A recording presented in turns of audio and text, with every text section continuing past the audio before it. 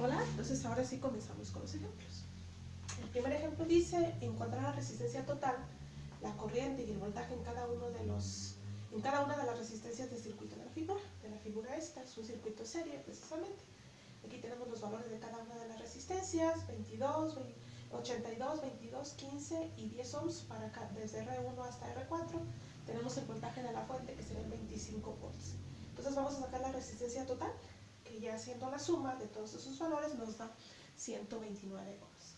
Luego vamos a sacar la corriente, que la corriente, según la ley de Ohm, es el voltaje entre la resistencia, entonces sería el voltaje de la fuente, que ya lo tenemos, 25 volts, y la resistencia total que acabamos de calcular, que son 129 ohms. Entonces, simplemente hacer la división y la corriente nos queda .194 amperes, que es lo mismo que 194 miliamperes. Acuérdense que si recorremos el puntito aquí en tres posiciones, nos va a dar miliamperes. Y luego nos está pidiendo también el voltaje en cada una de las resistencias. Entonces vamos a calcularlo también mediante la ley de Ohm. Entonces el voltaje en la resistencia 1 va a ser la resistencia 1 por ¿quién? Por la corriente. Recuerden que en un circuito en serie la corriente es la misma en cada uno de los elementos que la corriente total o la corriente que calculamos. Entonces va a ser 82 ohms por .94 amperes, que nos da un total de 15.9 volts. Y luego el voltaje en la resistencia 2, 22 ohms, porque es el valor de la resistencia, por .194 amperes, la misma corriente, nos da 4.27 volts. El voltaje en la resistencia 3, 15 ohms, por .94 amperes, y nos da una cantidad de 2.91 volts. Y el voltaje en la resistencia 4, 10 ohms por .194 amperes, que nos da un total de 1.9 volts. Ya sumados cada uno de estos voltajes nos tiene que quedar el voltaje de la fuente. Aquí me da aproximado como 24.98, pero es por las décimas que perdí, pero en realidad ese es el procedimiento correcto.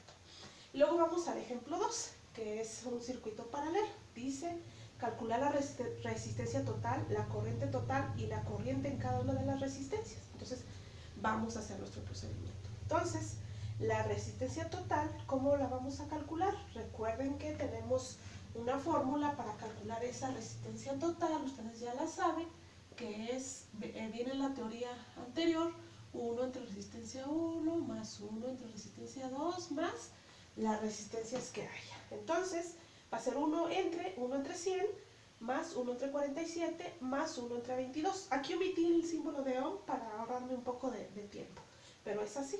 Entonces, al hacer ya el cálculo, puede ser ahí directo, meter los datos directos en la calculadora, nos da una resistencia total de 13 ohms.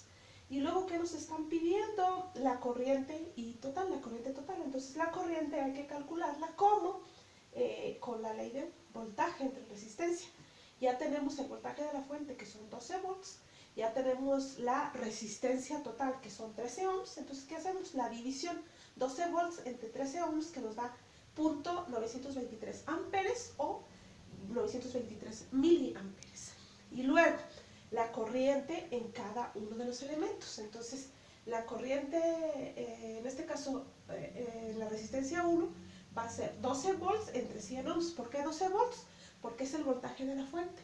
Y hay que recordar que en un circuito en paralelo, el voltaje en cada uno de los elementos es el mismo que el voltaje de la fuente. Entonces va a ser 12 volts entre 100 ohms. ¿Por qué 100 ohms? Porque es el valor de la resistencia 1. Nos da aproximadamente un valor de 0.12 amperes o 120 miliamperes.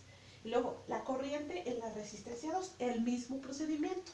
12 volts, pero ahora ¿entre quién? Entre 47 ohms. Entonces nos va a dar una cantidad de .255 amperes o 255 miliamperes. Y luego la corriente en la resistencia 3, 12 volts, nuevamente el mismo voltaje, entre 22 ohms, que nos da un total de 545 amperes o 545 miliamperes.